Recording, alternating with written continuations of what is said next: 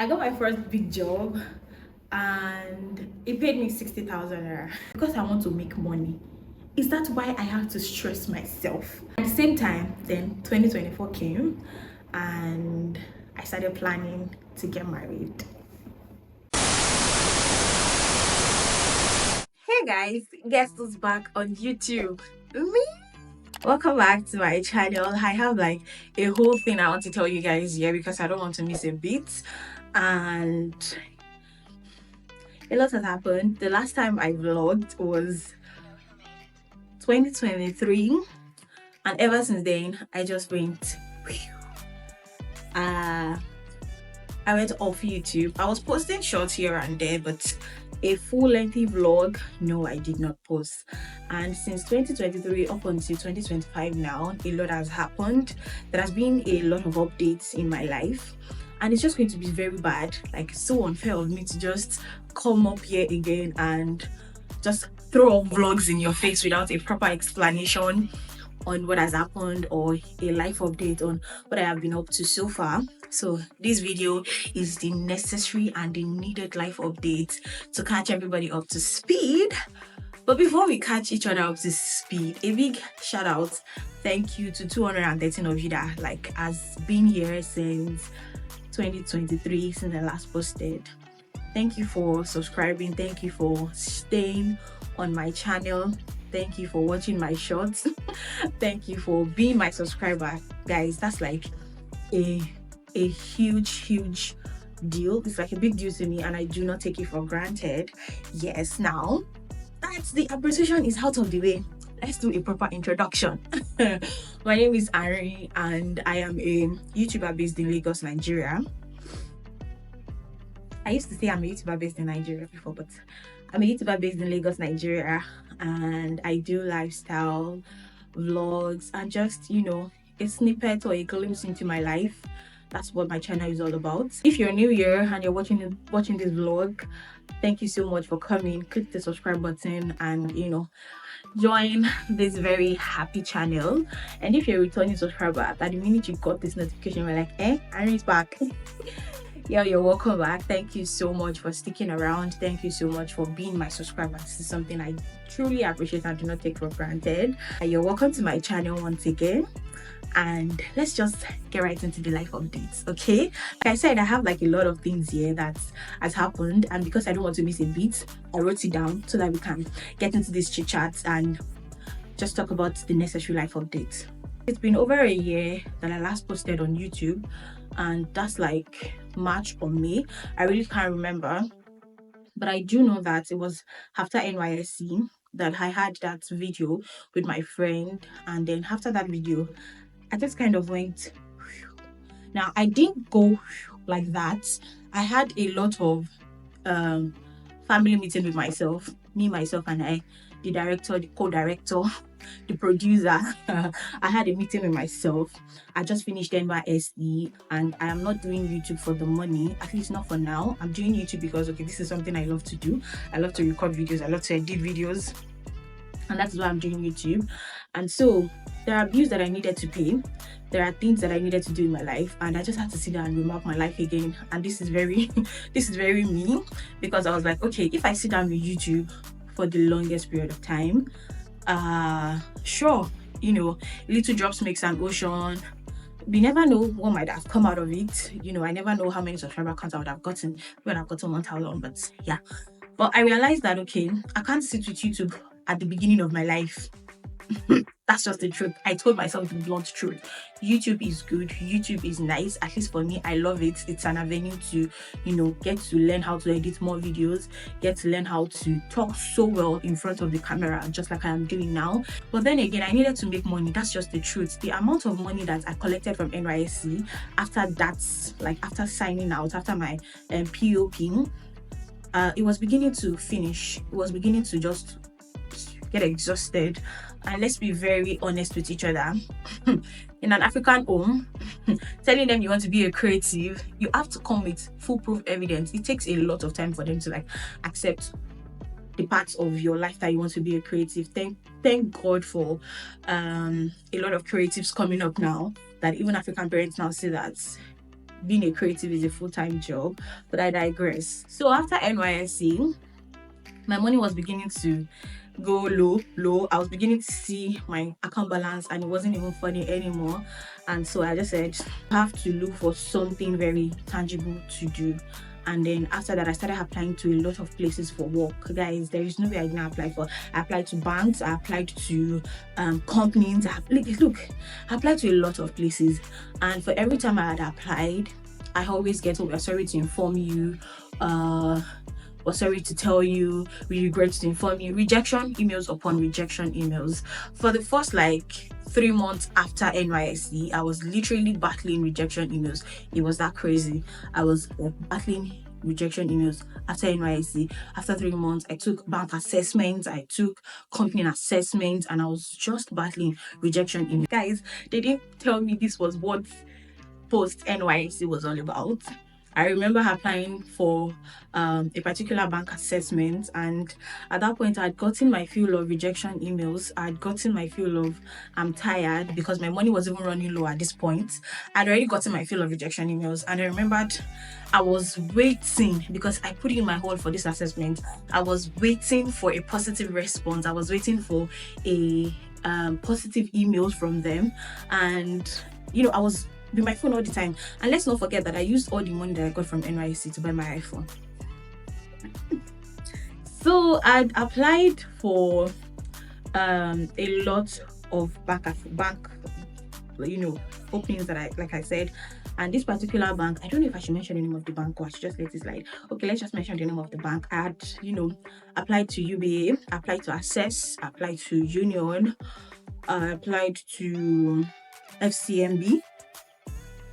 See, guys, if I check my emails, I'm still going to see the regrets to like so plenty. And then, guys, I applied to UBA. That was like after getting a lot of rejection emails from other banks, from other companies. I was already getting so tired and frustrated. And UBA came, and I did apply again. And guys, I wrote the assessment, I gave it my all. I was so sure within me that, okay, I should be able to get into UBA. At least that was what I thought. And I waited a week, 2 weeks, I'd called all my family members and told them that, okay, I applied to UBA. Oh, you guys should please pray for me. Oh, all of that good stuff. And after a while, I remember waking up from my bed that day, and the first thing I checked was my email, because it had become a routine for me at that particular point in time. I wake up, I check my emails, because I had applied a lot. So, you don't know which one is going to come through. So that day I woke up and I checked my email, and it was a rejection email from UBA. Guys, you don't know how much that shattered me. I cried. I just went into my bedroom in my father's house, and I locked the bedroom, and I bawled my eyes out. The tears were dirty tears. I was just crying. I was like, God, please, for how long am I going to continue like this? Now, it got to me so much because I'm the kind of person that I love to work. I love to earn a living for myself. I love being independent. I love the idea of working and earning your own money and being comfortable by yourself, on yourself. I don't care even if it's 20 naira, 10 naira. I know that's my money, and I know I worked for it. It's just, for me, that's like a sense of fulfillment. And to think that that part of my life was lacking, I was frustrated. I was so tired. So UBA gave me breakfast. They did not employ me, and I cried. Guys, I cried my eyes out in the toilet. I was just crying. I was bawling my eyes out. My mom called me, hello, how far? How was it? I did not even respond, because I was frustrated. And why I cried for that UBA zone, I think it's because I had already put all of my hopes on that UBA zone. Maybe because I was even thinking I banked with UBA, so maybe that's by the way though, but I put all my hopes on the UBA, and I was thinking it was going to come true, but it did not come true. The frustration of having to apply to a lot of banks, the frustration of having to apply to a lot of companies, and I have gotten a lot of rejection emails. I just went to the toilet, and that one rejection from UBA, not like I've not been getting other rejections from other companies or other banks, but that one rejection just triggered everything, and I cried. My tears were it was just flowing. And after I had finished crying, I cleaned my face and I stepped out. And I remember going to church that time, and my boss in media was like, oh, am I fine? Am I good? You might not have known how much that meant to me at that point, but that just it meant so much. And then he called me and he was like, I had this dream that I saw you crying, is everything fine? And I just burst into another round of tears, and I just explained everything to him, and he was like, oh, it's gonna be fine, just have to take heart, this is just a trying moment, all of that good stuff. And he did lift my spirit at that time. Yeah, that was the very first phase of my job hunting. Guys, I hunted for job like a lot. Then after that, a friend told me about taking courses online. And prior to that, I'd always been in the social media unit in my own church in Ibadan. And I was like, okay, social media courses, not really. And because I really don't have a lot of things doing at that point, let's not forget, before we go to the social media part, let's not forget that I also applied to a lot of volunteering opportunities, children-based volunteering opportunities, NGOs, adolescents. Like, I applied to a lot of volunteering opportunities. I tried to flesh up my CV, tried to flesh up my resume, my everything. I still didn't get a positive response. So a friend of mine had told me, okay, you could take courses online. You could, kill time, take courses online and just get these certifications, add it to your degrees. I'm like, okay. I didn't take it at first because I was still noticing the fact that I got rejected. So why do you want me to take courses again? Just did not make sense. But after I realized I had nothing to do at home, I was just sitting down at home, nothing to do. I took courses. I took social media management course from Coursera. I took social media marketing, Coursera. I took social media management, HubSpot. I took social media management, Listen. And yeah, I also took the digital marketing course from Google Africa Garage. Then that was like the very first course I took. And while I was taking those courses, I was doing side administrative duties for, people edit their documents, proofread it, just administrative duties by the side. And after taking all those courses, guys, you would think that the minute I finish taking all those courses and I start applying, I'll get job ASAP. Nothing. I applied again for this time around. I started applying for social media management roles, and I still did not get any.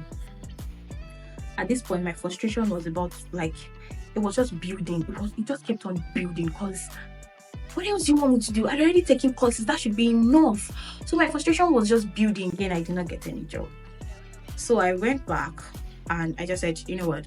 Let me just focus on church for now. Let me give myself a little bit of breathing space. Let me not apply for any job for now and just take it easy. And when I got to church, I told my media head at that point, my media head in my own church in Ibadan, and he said, okay, there's this particular person, he needs so person, and you might want to like work for him. And I did go work for him for a week. After working for him for a week, I got another like a volunteering opportunity, and the volunteering opportunity, after I've been confirmed, I've been told to start, then they gave me breakfast. You're not told to start anymore. So I lost the job there. Volunteering opportunity did not come. I feel like that's like a very stupid move on my own part then. And then I was very pissed off at this point. Like, my frustration knows no bound at this point. I took courses again, social media management course. And why I did take all of social media management courses, because like I said, I love to create videos. I love to just edit videos. I really don't care how tacky or how untacky the video was. I just wanted to create videos. That was what I thought social media management was all about, by the way, then.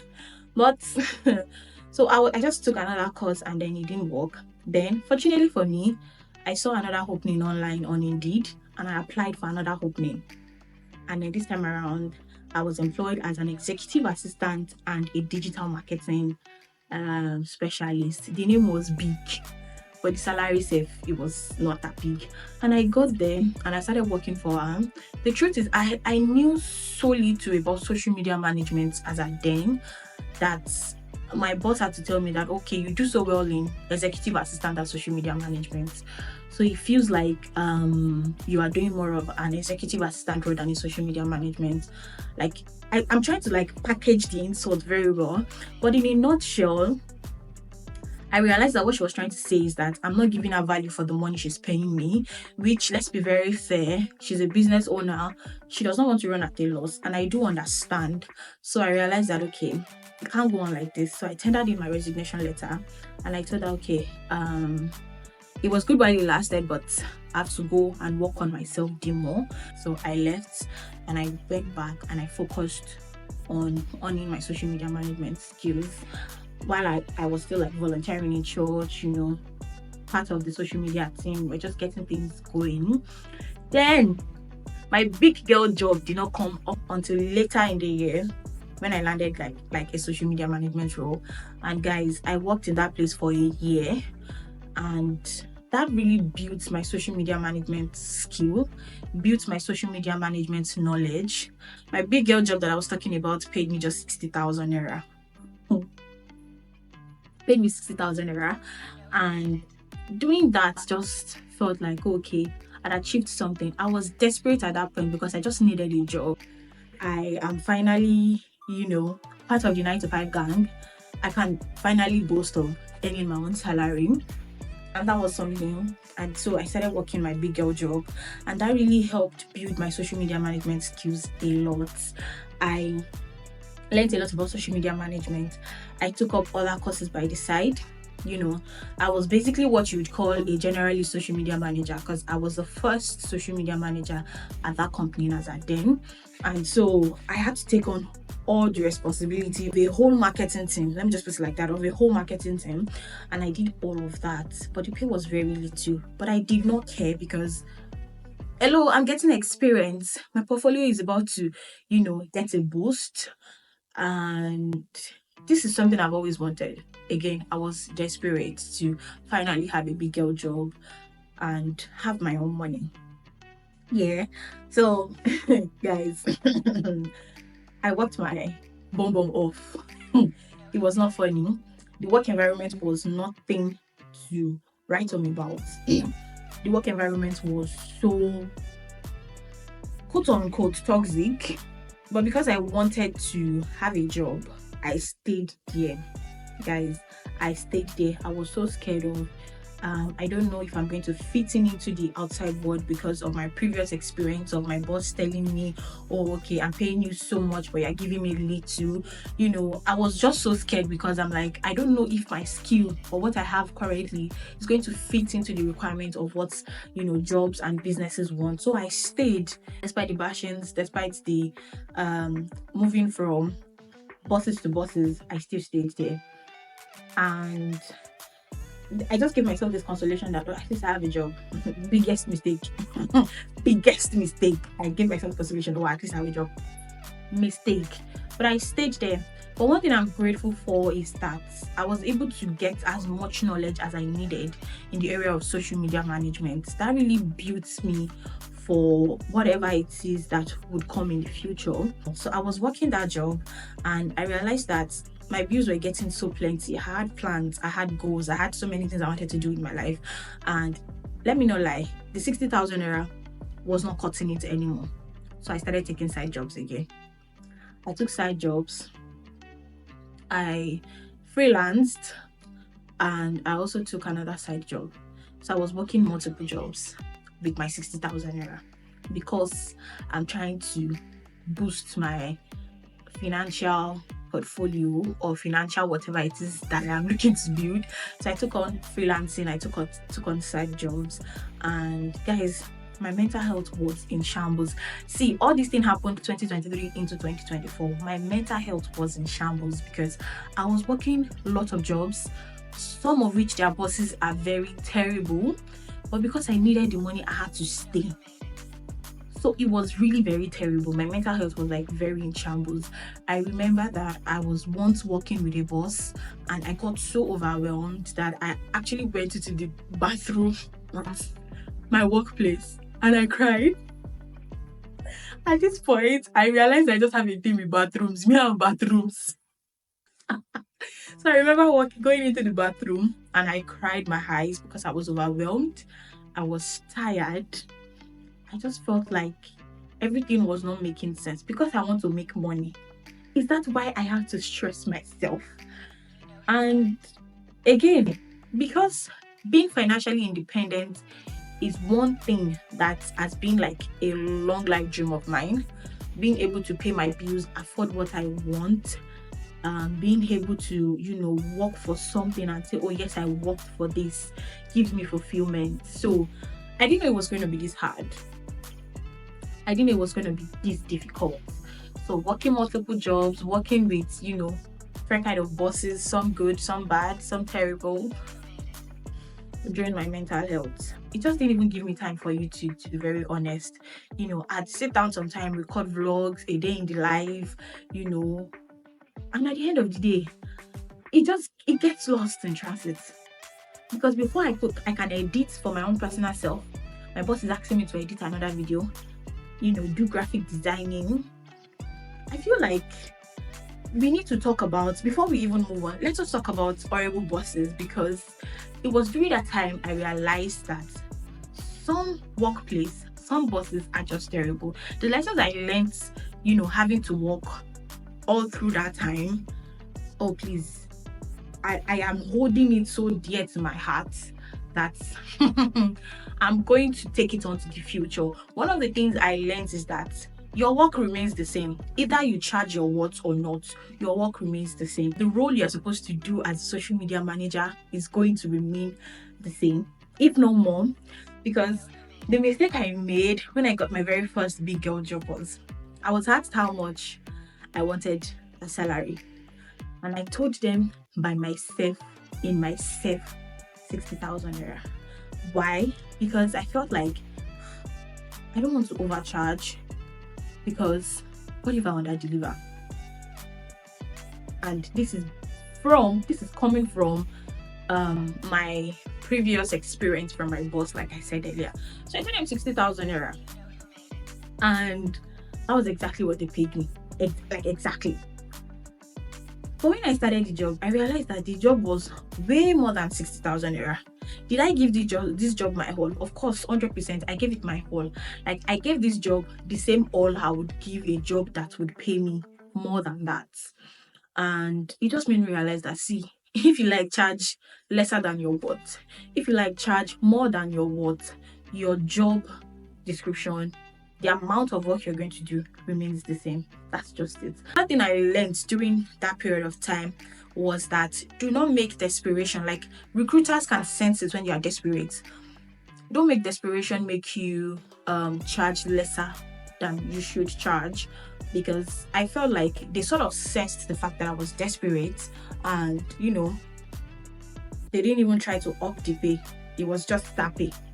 So they can sense it when you're desperate, actually. So try not to make them see that you're desperate. Let's move on. I was working multiple jobs, trying to get so much savings. I did get savings. I'm not even going to lie about this fact. I did get savings. Like, I saved up quite a lot. I was able to gather some money and save up some. And yeah, that was one of the goals, and did achieve it. 2023, 2024. And during that course as well, I met some amazing people who really helped my head. And these are my girls, from church. These people really helped my head, the motivation I needed. And it was during that time again I realized that you need quality, solid people in your life. Literally, you need quality, solid people that when your head looks like you're drowning, these people are going to literally hold your head above the water, and you can still have a little bit of pipe space in your nose to breathe. 2024 came, and I started planning to get married. Yes, guys, most of you must have seen that short that I uploaded to Got Married. When I uploaded it, somebody actually thought I was joking. Somebody said it was for a content. I'm like, content? With the amount of work I do, I don't think I have time to create content, and so much more a wedding content. You know what it takes to actually pull off a wedding content? No, it wasn't at all a a content. It was for real, for real. 2024 came, August, I got married. All this while I was also planning to get married, myself and my husband, but then boyfriend, because we've been dating for a while. So we just said, okay, we already we talked about these things, we'd already sat down, we talked about getting married, we talked about how we were going to go about it. We've met each other's parents, we've hashed out a plan, but the only constraint for us then was finances. That was the only constraint for us then, which was finances. And we knew that we need to up our finances as much as we could. So I don't want a situation whereby he is upping his finances. What am I doing? I'm just sitting down there counting the ceilings or counting the roads and cars in Ibadan, or doing fine girl, or saying, oh, somebody's going to take care of the bills. Not at all. So we already talked about it. We already knew, okay, this was the next step in our relationship. We wanted to get married, but finances was our constraint. So we said, okay, you know what we're going to do?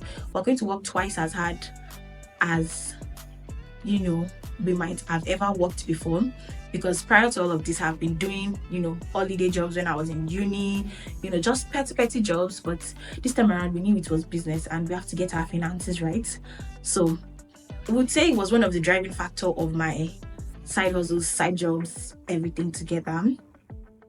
And then 2024 came, it has been in the talks. And then we just knew that, okay, we have quite the amount to get started, and also we're not going to have to take the credit for all of this. It's not even possible without our parents, because they did help as well. And we just, we worked twice as hard. My husband worked twice as hard, even more than twice as hard, like twice as hard. We worked so hard. We'd discuss finances. We have like a spreadsheet to talk about all of that, budget. It was a full-blown audit because it was a full-blown audit. And yes, so we got married August, and after getting married, I moved to Lagos, Nigeria. 2024 to now, I've been in Lagos. I quit my job. I quit all of the first jobs, side hustles, freelance, quit everything, because at this point I needed to re-strategize. So I quit all of that job. They were all remote, so I had to quit everything. Quit my freelance, quit my I quit everything. And then I said, you know what, I have to re-strategize, and it has to start with my portfolio, it has to start with my resume. And I did all of that. So I reworked my resume, I reworked my portfolio, I reworked everything, packaged it well, and I went back into the market. But this time around, I am going with more experience, I'm going with more knowledge, I'm going with more information and more ways to negotiate what I bought. To be honest, I am still learning how to negotiate properly when it comes to salary pricing. But I re-strategized and I went back into the market. I went back into searching for jobs. I went back into learning, upskilling the more. Guys, let me just tell you that life is not going to wait for you. You have to literally take life by the balls or by the horns. Take it by the horns. I upskilled. I had to, keep on learning, because my field of career as a social media manager, in media space marketing generally, the world is rapidly moving. Digital marketing is rapidly moving, and you have so much to catch up on. And so I upskilled, I did more practicals, I learned how to edit videos better, I learned how to design better with Canva. I just worked on myself the little I can, in the little way I can. I did all of that, and I learned to pitch myself better, because you have to learn to speak for yourself, like defend your work, defend what you know. And so I applied again. That is after getting married. But even after getting married, I still kept some of my jobs, because I don't want to be too forward and just quit my job. So I applied again for jobs, and I got another job. And that for me was a turning point, because it just felt like, oh, okay, I literally bribed God. It felt like God has seen the fact that I had suffered a lot and decided to reward me. That was what I felt. And I got a new job, pays better. more sane and calmer environment, not toxic, not like what I was used to. I wasn't too scared to, give my opinions at work. I wasn't too scared to like make my mistakes and learn from it. So I got a better job. I moved to Lagos, and for the career paths, in a way, I'm getting there. I'm not there yet, but I'm getting there for the career paths. Let's move to being married, because I know everybody might want a little bit of update about that. To be honest, I've been married for some months now, and it has been amazing. Like, honestly, amazing. We're taking it one day at a time. Just like you always have plans, you always have goals for every phase of your life, because that's what I do. My husband and I, we have plans, we have goals, we have all of that for every phase of our life. So this beginning phase, it has been amazing. We have been ticking some off our list. We have been, re-strategizing and saying, we have to work more on this, we have to do more on this. Okay, I think this is good. It has been amazing. It has been good. It has been great. It has been awesome. I've had the time of my life. It's going to get better, and I'm very happy. So far, marriage has been so good. Glory to God. Thank God. God has been making it so easy for us. God has been our source. God has been the very foundation of our marriage. It has been really great, and I cannot thank God enough for what He has done. That is great. That's why I said it just felt like I bribed God. Yeah, that's that part. Moving to Lagos, however, guys, Lagos is a crazy city. Lagos is a crazy city. Am I enjoying my stay in Lagos? I work remotely 100% of the time. So I don't know, because I don't face traffic. I don't face the hustle and bustle every morning, every day. I work remotely. So I really can't say that, okay, I'm going through Lagos, or Lagos is going through me. But for the few times I've gone out, Lagos is a crazy city. Uber fees, crazy. For someone coming from Ibadan, Uber fees here are over the rooftop. Lagos has a very funny smell. I'm still getting used to it. There's this crazy noise. Getting used to those noise. I mean, you walk and then you're just hearing noise, and I'm like, okay, why are you? What's going on? Why are you shouting? Living in Lagos is like, okay, I'm trying to adjust. There are a couple of times I've gone out for work events, and for every time I get there, my colleagues are always like, "Are you good? Are you safe?"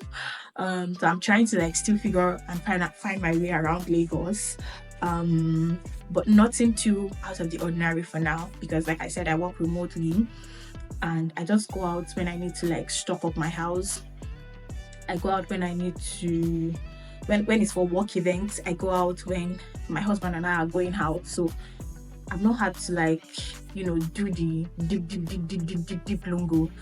So what am I looking forward to now that I am back on YouTube? To be honest, my motto is slow and steady. I realized that I set some unrealistic goals for myself for YouTube, 2023, and life happened. I set some really unrealistic goals, 1,000 subscribers, post videos every. It was unrealistic. Life happened, and I could not even do half of that. But now that I am back, I would say slow and steady, because I am trying to find a balance between work and YouTube. I'm trying to find a balance between work and YouTube, and of course marriage. I look to exploring so much more lifestyle content, just do more of chit chat. Let's just talk about things that that are happening. So guys, that's the life update. This chat was good. It just felt like it was needed, because it would not be nice for me to just come in and just give you guys vlog without a proper life update. You guys watched it up until this point. You listened to all of my updates. Thank you so much. Thank you so much, guys. I am so happy I am doing this, guys. Like, I'm so happy that I'm finally coming back to YouTube, looking at the camera, recording a vlog. I'm so happy. And yes, another update, guys. I learned how to do my makeup. I'm not 100% solid yet, but it was part of 2024 goals. And before 2024, before we like crossed over to 2025, I was able to do my makeup, and I did this my makeup myself. Baby steps. Yeah, thank you so much, guys, for watching. If you made it up until this point, thank you so much for watching. I'm going to see you in my next video, and of course, if you like made it up until this point, please drop a comment. Let us catch up, let us talk. Don't forget to give this video a thumbs up. If you're not subscribed to me yet, please subscribe. Don't forget to share this video as well, and I'll see you in the next one. Bye.